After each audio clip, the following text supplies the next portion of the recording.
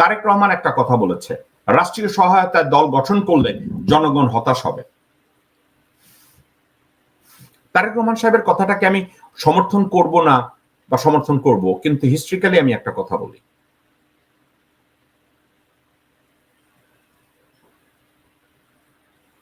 BNP যখন গঠন করা হয় তখন শহীদ রাষ্ট্রপতি জিয়াউর রহমান ক্ষমতায়।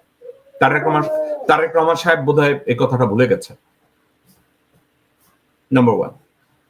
নাম্বার টু, জাতীয় পার্টি যখন গঠন করা হয় তখন এরশাদ সাহেব ক্ষমতায়। তারেক রহমান বোধহয় কালচারটা ভুলে গেছে। তাইলে ক্ষমতার থাকার বাইরে রাজনৈতিক দল কোথায় হয়েছে? এখন আপনারা বলতে পারেন ন্যাশনাল আওয়ামী মুসলিম লীগ তৈরি করেছিল মাওলানা আব্দুল হামিদ খান ভাসানী পাকিস্তানে। আওয়ামী লীগ তখন একটা স্বতন্ত্র রাজনৈতিক দল ছিল, যেটা পরবর্তী সময় হাইজ্যাক করা হয়েছে ভারতীয় তাবেদাররা, ভারতীয় ষড়যন্ত্রকারীরা। মুজিব শেখের নেতৃত্বে এই দলটাকে তারা নিয়ে গেছে। তাইলে এই মুহূর্তে যদি রাজনৈতিক ক্ষেত্রে আপনারা যদি রাজনৈতিক পরিচয় এবং কে কোন দল করবে বা না করবে, এক্ষেত্রে বলতে গেলে তাহলে একটা দল আছে যারা ক্ষমতায় থাকার বাইরে থেকে তারা রাজনীতি করছে এবং করে যাচ্ছে, সেটা হচ্ছে জামাত ইসলাম। তো তারেক রহমান এই মুহূর্তে যদি বলে যে রাষ্ট্রীয় সহায়তায় দল গঠন করলে জনগণ হতাশ হবে, হতাশ তখনও হয়েছিল। আপনার মন্তব্যটা এভাবে হওয়া উচিত ছিল। সেটা কি জানেন? ইতিহাস ঘাটলে দেখা যায় অতীতে রাষ্ট্রীয় সহায়তায় দল গঠন হয়েছে সময়ের প্রয়োজনে। আপনি এই কথাটা বলতে পারতেন। অতীতে রাষ্ট্রীয় সহায়তায় দল গঠন হয়েছিল সময়ের প্রয়োজনে। এই মুহূর্তে রাষ্ট্রীয় সহায়তায় দল গঠন করলে জনগণ হতাশ হবে এই জন্য যে দেশে একটা বিপ্লব হয়েছে জুলাই আগস্টে।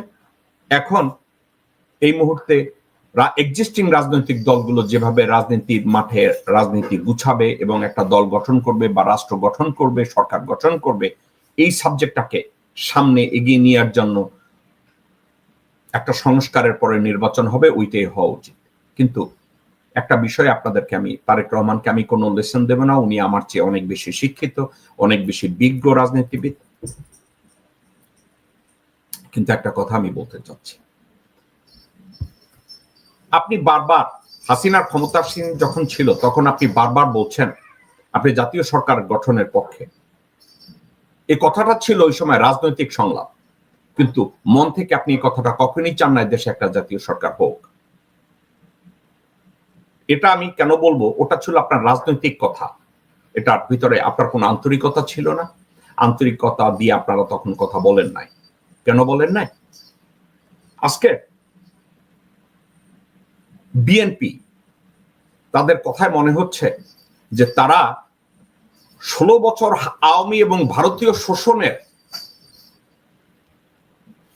যেই দলের মাধ্যমে হয়েছে আওয়ামী লীগ, আওয়ামী লীগকে পুনর্বাসনের জন্য অনেকেই বলে বিএনপি আওয়ামী লীগকে পুনর্বাসন করার সুযোগ নিচ্ছে, কাজে লাগাচ্ছে।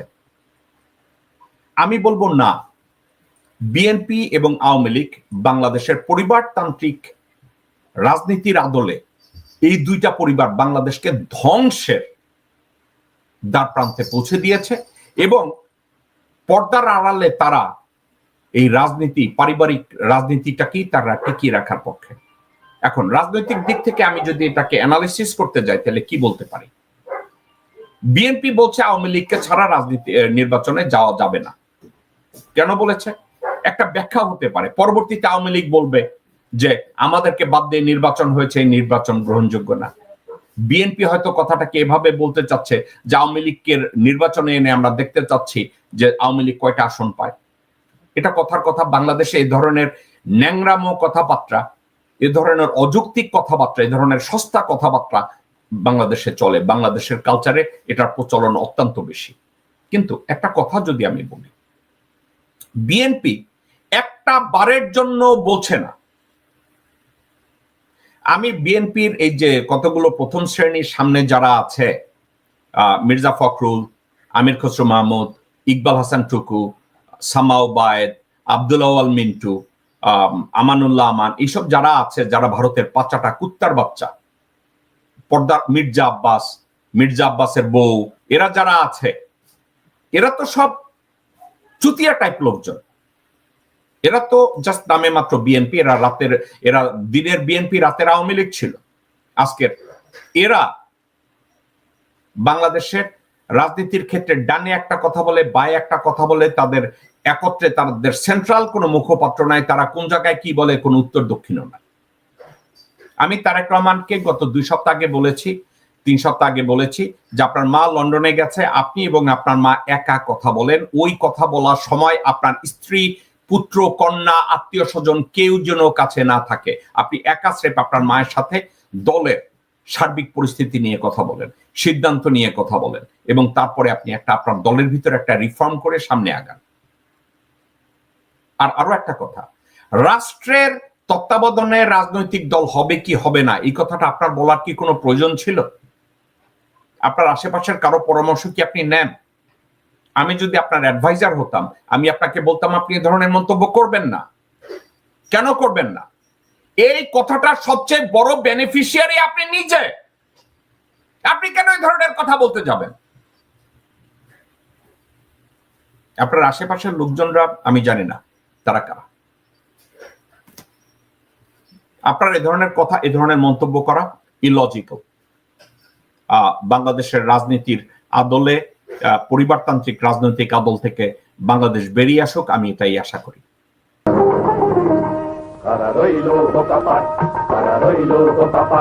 ভেঙে ফেল কর রেলপাট, রক্ত জামার শিকল পুজোর ভাষণ বেদি। ওরে ও তরুণ নিশান, ওরে ও তরুণ নিশান, তোর গলায় বিশাল ধ্বংস নিশান, প্রাচীর প্রাচীর ভেদি।